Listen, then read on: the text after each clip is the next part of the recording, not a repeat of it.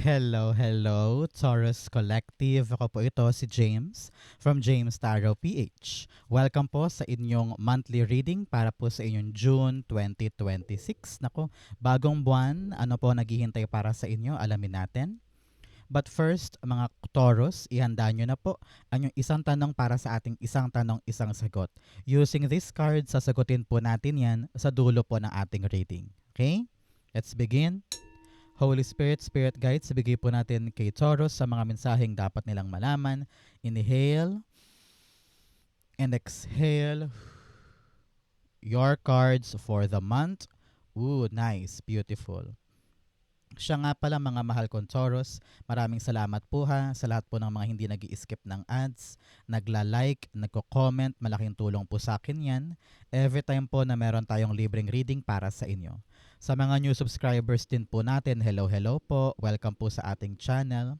Thank you rin po sa inyong pag-share ng ating mga videos para marami pa pong Taurus ang makapanood nito. Maraming salamat po. So keep on liking, keep on commenting, and thank you for not skipping the ads. So, in the background of your reading, meron kang the Hierophant. Okay? Taurus, ramdam ko dito na balak mo nang kumawala sa isang sistema na para bagang alam mong hindi na pabor sa'yo. No? Parang you are now doing things on your own. Nakita ko dito na hahanap ka ng isang malaking diskarte or malaking paraan na ibang-iba sa nakasanayan ng iba. And itong bagong paraan na to, ito yung swak para sa'yo. Halimbawa, sa trabaho, nakita mo na yung mga friends mo, lahat kayo nursing graduate, lahat sila nag-apply abroad. Pero ikaw sabi mo, ay ayokong sumunod sa kanila. Sa iba ako pupunta. Ibang career ang gagawin ko. So parang you are doing things based on your own reality and based on your own understanding. Napakalawak ng imahinasyon mo ngayon. Napakalawak ng wisdom mo, ng pangunawa mo sa bagay-bagay. Hindi ka susunod porke sinabihan ka. Gagawin mo yung sa tingin mong tama and you will find the right way to approach that. Your commitment this month, Taurus, ay talaga namang masusubukan kung gaano ka kaseryoso at kung gaano ka katibay para panghawakan yung bagay na gusto mong makuha. Okay? May basbas ka rin this month kung ano man po yung gagawin mo. You are blessed and meron kang suporta from the universe. Congratulations. In your core energy, meron kang the Five of Swords. Sabi dito, Taurus, ng yung spirit guides, panahon na para umalis. Talagang changing ito. Aalis ka na sa mga nakasanayan, sa mga, yung parang feeling mo sinisiil ka, tinatali ka, kinokontrol ka. Yung parang ramdam mo na wala kang boses, wala kang sariling pagpapasya, o wala kang sariling autonomy, ganyan. And you want to fight for the things na alam mong kaya mo. Kaya kahit masaktan man sila or ma-offend man sila, sabi mo, gagawin ko na yung alam kong para sa akin. At hindi na ako magpapatali pa sa impluensya ninyo. I will do things on my own. Kahit pa walang sumuporta sa akin, kahit pa walang gumabay sa akin, or walang mag-approve sa akin, I will approve myself to do things. Kumbaga, lalaya ka na sa isang mapaniil, lalaya ka na sa isang kontroladong space na alam mong it's not for you anymore. At kahit man maraming ma-offend, talagang kitang-kita ko dito, sabi mo, ilalaban ko to. Nakapag-decide na ako. I want change. I want to have a new environment. I want to win this time na alam kong kayang-kaya kong panindigan. Okay? Five of Swords, the Sun card. Yes, maliwanag na sa isip mo kung ano yung gagawin mo. Kung ano tong laban na susuungin mo, sabi mo, kayang-kaya ko yan, yakang-yaka ko yan, alam ko akin yan. May nafe-feel ka na eh, ramdam na ramdam mo na eh, in your energy, in your bones, na kung ano man tong gagawin ko, I will win this. Napaka-positive mo din ngayon, napaka-optimistic mo in this battle.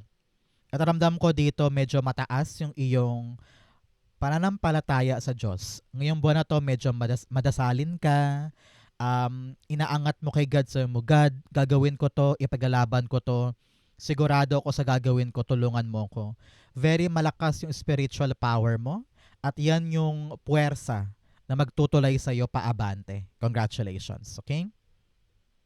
So, mga Taurus, ano ba yung mga gusto mong mangyari ngayong June? Nasabi mo, inihintay ko to, gusto ko na tong makuha. I-comment mo yan para mangyari sa June mo. Okay? Be specific para talagang makuha mo yung unique na gusto mong makuha this time. Comment down below, it will happen to you. In the area of what you need to focus on, meron po kayong the Six of Swords. Sabi dito, mag-move on na tayo, umabante na tayo. Meron ka talagang dapat iwanan, dapat layuan. Halimbawa, iiwanan mo na yung toxic job or toxic friend group or iiwanan mo na yung dating pangarap kasi na-realize mo ay hindi pala nag-work para sa akin, hindi pala siya swak para sa akin. So magkaroon ka daw ngayon ng laya at saka lakas ng loob at kapanatagan sa puso mo na panahon na para lumarga, panahon na para umabante. Meron sa inyo lilipat ng bahay, lilipat ng lugar, lilipat ng career path, may transition, may movement. At mararamdaman mo yan this month na parang ready na ako. Ayoko nang magpakulong sa isang limitadong lugar o limitadong sitwasyon. I need to find my own light, find my own way. Okay? Six of Swords, meron kang the Five of Pentacles. Meron ka ng 5-5 here. 5 din si Hierophant. Talagang pagbabago ito. Angel number yan ng pagbabago. So panahon talaga to na ayaw mo na magstay sa struggles mo. Ayaw mo nang manatili doon sa kinalulugmukan. Nahihirapan ka na sa pera, nahihirapan ka na sa galawan, nahihirapan ka na sa schedule, nahihirapan ka na sa work ethic or work environment. You want a positive change. Gusto mo nang makaabante, gusto mo nang makalagpas sa problemang iyan. Kaya asahan mo ngayon, June, Taurus, mag-focus ka lamang sa pag-abanting movement. Huwag mong tutulugan tong problemang ito. Huwag mong tatambayan. Gagawa ka ng paraan at makakaabante ka din. Okay? May paraan ka. At yun ang liwanag na darating sa'yo this month na parang, aha, alam ko na gagawin ko. Magalit man kayo sa akin, magtampo man kayo sa akin, pero panahon na para kumilos ako at makaalis sa hirap na yan. Parang ganon. Congratulations ha, magagawa mo yan this month. So, mga Taurus, ano ba yung lucky numbers mo? No? Meron ka bang inaalagaan na number? Comment down below para ma-activate sa'yo yung good news sa reading na ito. Okay? In the area of what you need, meron po kayong the Knight of Pentacles. Sa Knight of Pentacles, sabi dito, huy, parang nakatayo ka lang dyan, may plano ka na, may gagawin ka na, pero bakit parang may hinihintay ka pa? Ano ang hinihintay ni Taurus para umabante siya sa kanyang plano? Hawak-hawak mo na yung blessing. Hawak-hawak mo na yung klarong pagkakataon. Pero parang naghihintay ka pa ng divine timing. Naghihintay ka pa ng right time. Nako, sabi dito, walang right timing. Ang timing sa'yo ay kapag kumilos ka na. Kaya be brave. Your commitment is being tested now.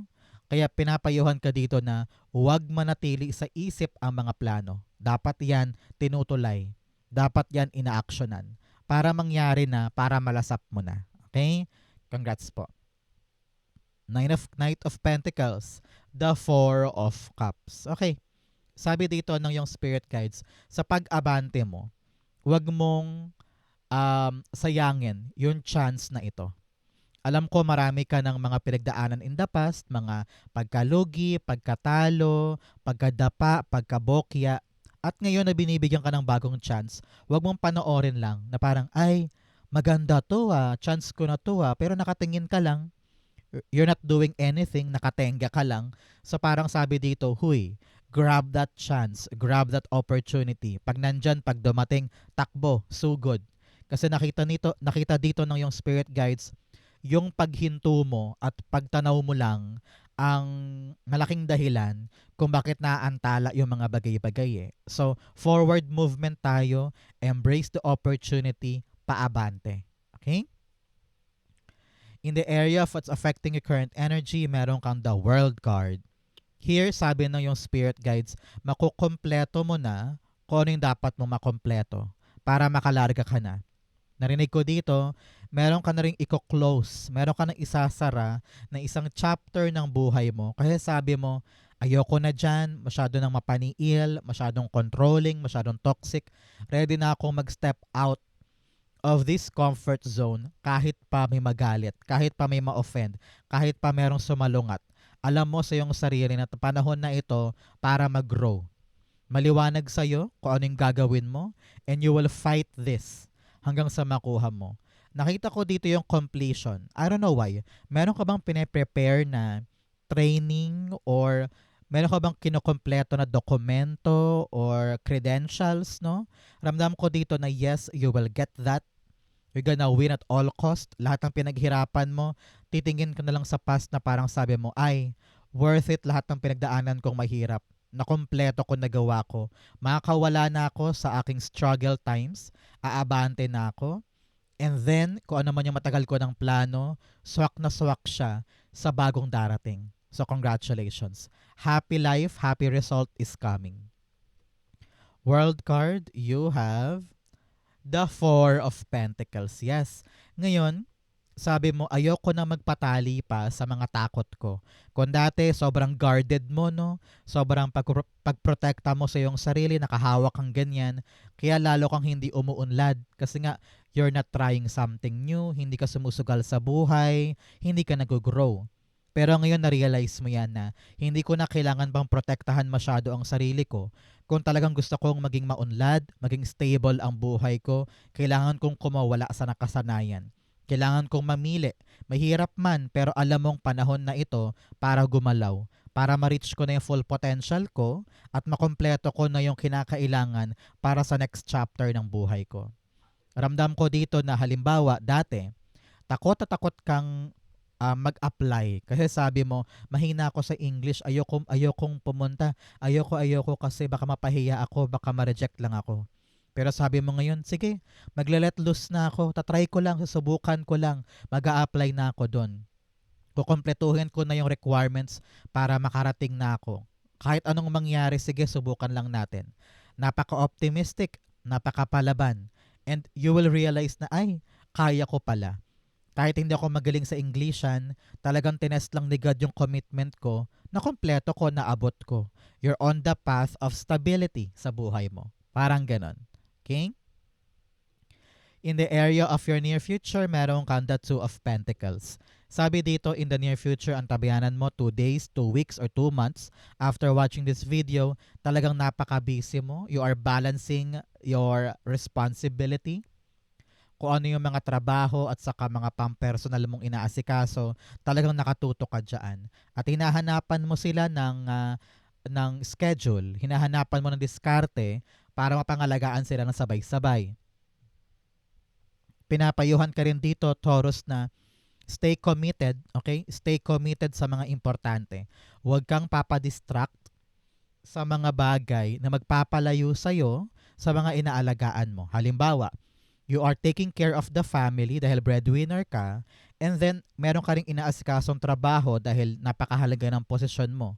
So wag ka nang mag-entertain pa ng mga asungot. Halimbawa, inalok ka ng iyong pinsan ng isang sideline, hindi mo naman kayang asikasuhin dahil nga busy ka, di ba? So make sure na alam mo yung priorities mo, alam mo kung ano yung mahalaga, and say no. Say no sa mga bagay na magpapalayo sa'yo sa mga responsibility at inaalagaan mo. Okay?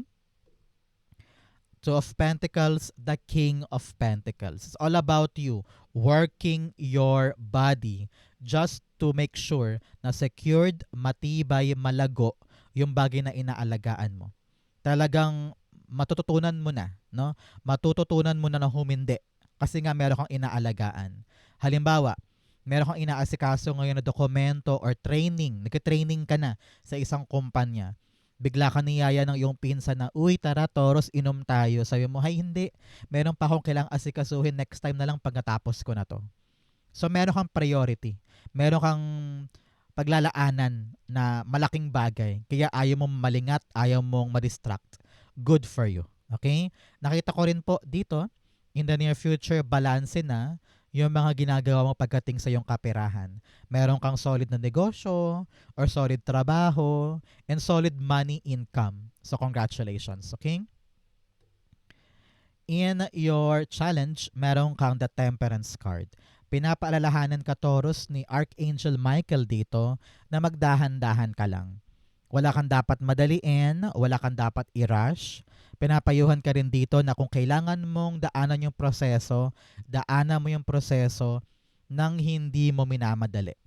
No? Kung kailangan mong pumila sa agency na yan at maghintay maghapon para kunin yung dokumento, kailangan mo siyang gawin. Walang puwang sa buhay mo this month yung kawalan ng pasensya, yung frustration, yung biglaang pag-init ng ulo o pagbitaw sa isang bagay. Hard work is what you need. Tutukan mo yan, trabahuhin mo araw-araw. Wag na wag na wag kang maiinip. Because darating din yung time na matatapos mo rin ito. Pero ngayon, sabi ko nga sa'yo, your commitment is being tested. Kailangan ipakita mo kay universe, kay God, kung gaano ka kaseryoso sa bagay na ito. Nang sa ganon, ibigay niya talaga yung bunga para sa'yo. Clarify natin. You have the Hierophant. Yes, sabi ko sa'yo, your commitment is being tested. Kung nahihirapan ka sa inaasikaso mo ngayon, maghanap ka ng isang guidance, isang mentor, isang teacher, o isang taong expert dyan para tulungan ka. Halimbawa, ay ikaw ay may inaasikasong mga dokumento sa isang government agency. Hindi mo alam kung anong gagawin, kung ano ba yung dapat kong puntahan, ano yung mga dapat kong ihanda, ano yung dapat kong mga bayaran. So maghanap ka ng taong expert doon sa government agency na yun. Kung halimbawa, meron kang pinsan or kaibigan or katrabaho na maalam dito, siya ang gagabay sa'yo para maging madali ito, dire-diretso, walang pabalik-balik, at magkaroon ng magandang resulta. Huwag kang mahiyang magtanong, huwag kang mahiyang humingi ng tulong para sa bagay na ito. Okay? And magpakahinahon ka lang. Walang mangyayari kung ikaw ay sisigaw, matataranta, maiinip, o gustong madaliin yung mga bagay-bagay. Okay? In your fortune, meron kang transformation. A fresh new way of living emerges. Sabi dito, talagang nagbabago na yung buhay mo. Umaalis ka na sa isang struggle at patungo ka na sa bagong estado kung saan doon mas maunlad, mas maganda, may basbas ka para sa yung transformation na ito. Congratulations. You have the Nine of Pentacles in your fortune. Huwag kang mag-alala kung ano yung mga pangangailangan mo, masusupplyan mo. This month will be a happy, happy, happy time for you to enjoy your life, to enjoy your fortune, to enjoy your money, and to enjoy your surroundings. Mabibili mo, mapupundar mo yung mga gusto mo. Nakakapagbakasyon ka, mabibili mo yung mga pangailangan ng mga bata. Meron kang madudukot sa mga bagay na kailangan mo. Okay? Meron din po sa inyo, ngayong buwan na ito, nakita ko, you will start a new business. Sabi mo, gusto ko na magkaroon ng sarili kong pera, gusto ko na magkaroon ng sarili kong ipon, kaya parang meron kang ipupundar na isang pagkakataon or opportunity sa buhay mo na magdadala ng financial independence para sa'yo. So congratulations. This is all about you gaining more money and enjoying that money for yourself. Hina-harvest mo ngayon yung pinaghirapan mo at binibili mo yung mga gusto mo. Ramdam na ramdam mo this month yung parang, hay, ang sarap ng buhay. Kasi nga, kayang-kaya mo nang ma-afford yung mga dating gusto mo lang for yourself. And you are now appreciating the beauty of your life. Okay? The Nine of Pentacles, the Lover's card. Yes, sabi dito, yung mga choices mo na gusto mong ibigay sa iyong sarili, ngayon inaani mo na, sabi mo, hay, buti pala ginawa ko yun. Tamang-tama pala yung choice ko kasi lumago, kasi successful, kasi nagpaganda, nagpagaan ng buhay ko. No?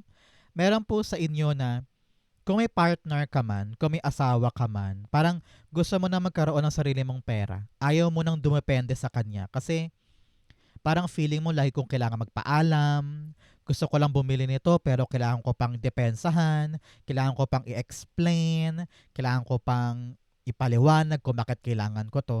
Kaya parang ngayon meron ka nang gagawin para magkaroon ng sarili mong pera. Halimbawa, balak mo nang mag-open ng maging content creator sa YouTube, sa Facebook o sa TikTok, o kaya balak mo na magtayo ng sarili mong tindahan or negosyo or mag-open ng um, online shop nang sa ganun kumikita ka on your own at hindi mo na kailangan dumepende pa sa iba. Congratulations. In your divine messages, meron kang the energy is gaining momentum. Bumibilis na, gumaganda na. Kaya sipagan mo, husayan mo, may nangyayari na sa mga ginagawa mo. In your divine, meron kang the Seven of Swords. Sabi dito bilang paalala, huwag basta-basta maniniwala o magtitiwala pagdating sa iyong trabaho, negosyo, o kaperahan. Hindi lahat ng tao sa paligid mo ay katiwa-tiwala or maasahan. Example, sa iyong bangko, sa iyong pera, sa iyong ipon, sa iyong negosyo, make sure na talaga namang hands-on ka dyan at hindi mo basta-basta inaasa lang kung kani-kanino. Okay? Ngayong buwan na to, kitang-kita ko dito, you're gonna do things on your own. Sabi ko nga kanina, aalis ka sa isang sistema, sa isang nakasanayan, at kung ano man tong gagawin mo, it will work in your favor. Swak na swak siya, gagana siya para sa'yo. Sabi mo, hay, meron pa palang ibang paraan, buti hindi ko sila sinunod, buti hindi ako gumaya sa kanila. Makakahanap ka ng tamang ritmo, tamang paraan na sa'yo lang gagana. Okay? Seven of Swords, the Eight of Swords. Yes, sabi dito, akala mo hindi ko kaya, akala ko dead end na ako, akala ko hanggang dito lang ako, pero makakahanap ka ng paraan. Palaging may paraan para makaalis ka sa stuck energy na yan, makaalis ka sa kinakalugmukan mo na yan, at talagang makalarga na tayo. May paraan. Kaya huwag ka masyadong mangamba, huwag ka masyadong matakot. Get out of that box, get out of that shell para mahanap mo yung tama at saka madiskarteng paraan na napapanahon ngayon. Okay? Outcome mo to, bigyan mo na kita ng fortune cards. You have dogs getting together with friends. Panahon daw to really find your true friend. Yung talagang totoo ha, hindi yung binobola ka lang at inuutakan ka lang or inuuto ka lang. Find your real friends.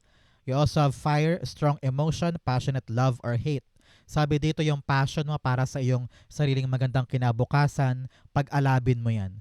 Pag alam mong panahon na para itayo yung sarili mong empire, magkaroon ng sarili mong pera, ilaban mo yan. You also have firecracker, excitement. Meron daw pong exciting opportunity na darating sa'yo this month. Magalak ka, ma-excite ka, maganda to para sa'yo. You have older woman, meron daw po kayo nakatatandang babae sa buhay mo, maaring nanay, lola, tita, katrabaho or kaibigan or kamag-anak or kapitbahay, no? May concern daw sa kanya, kausapin mo siya. Ang outcome ni Taurus for June 2026, patulay ng July, you have the Chariot card. Yes. Really, may pag-abante, may pagsulong. Either aalis ka na sa mga lumang city mo, no? Or aalis ka na sa lumang trabaho, lumang bahay, or lumang lugar, at ready ka nang umabante sa mga bagong pagkakataon. This is really a forward movement. Wala nang atrasan, wala nang takbuhan, aabante ka na. Ready ka na with your armor here, and the universe is supporting you. Taurus, ikaw ito ha, the Hierophant. So pag lumalabas ka sa iyong sariling reading, ibig sabihin, napaka-powerful mo this month. Okay? So gamitin mo yung power na yan para umabante, mangyari na, magawa na, yung dating plano lang. And kapag lumalabas po si Chariot card, ito yung malaking indikasyon ng isang successful journey or successful outcome. Chariot card, the Ace of Cups. Yes, sobrang saya ng puso mo dahil makukuha mo na yung pagkakataon para umabante. May takot, may kaba, pero sabi mo, ito yung gusto ko eh. Ito yung tibok ng puso ko eh. Susundin ko na. So, following your heart, magpapamove sa'yo forward. Congratulations. Okay? Ang tabayanan mo, ang happy result and happy news, ang isang happy opportunity na natulay mo at susi mo para makaabante ka na. Congratulations. So, mga Taurus, ihanda mo na yung isang tanong, isang sagot. Close your eyes and concentrate on this one question. Okay? Inhale and exhale the answer to your question. You have Nine of Pentacles, the Empress card, and the Justice card. Beautiful. At the bottom, meron po kayong the Seven of Cups. Nakita ko dito medyo nag-iisip-isip ka pa kung ano yung dapat mong gawin sa question mo. Hindi mo alam kung kanan o kaliwa. Hindi mo alam kung heto or eto. Pero isang malinaw dito, meron kang binubuo, meron kang gustong makuha, meron kang milestone na gusto mong maani this time. Ano? Sabi na yung spirit guides, kailangan mong kalkalin muna lahat ng katotohanan tungkol sa mga options mo para matimbang mo kung ito ba yung dapat kong gawin or ito. Baka naman much better ito. Timbangin mong mabuti para makita mo kung ano yung best move para sa'yo this time. Narinig ko dito, kailangan mo magising sa isang katotohanan. Meron kang isang truth na dapat mong makita, dapat mong maaral, dapat mong maitanong.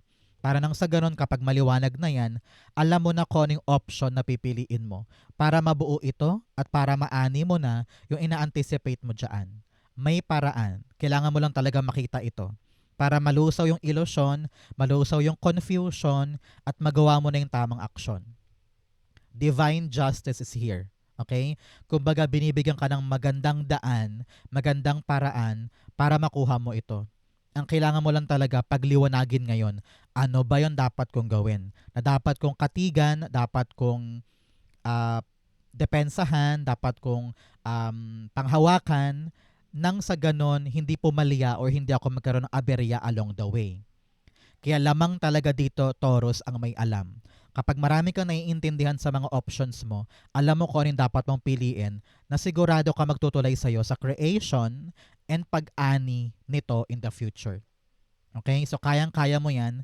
Ngayon lang, pinapayuhan ka na, alamin mo muna lahat-lahat para alam mo kung anong pipiliin mong aksyon. Okay? Kung naghihintay ka ng yes or no, the answer is yes. Makukuha, mabubuo, may divine justice para sa'yo, maliliwanagan ka rin, at darating din yung mga pintuan para sa'yo. Okay? Kayang-kaya mo yan, and good luck and congrats po. So, ito po ang inyong isang tanong, isang sagot. Ganon din po ang inyong June 2026 reading. Sa po kayo nakaresonate, comment below. Babasahin ko po yan.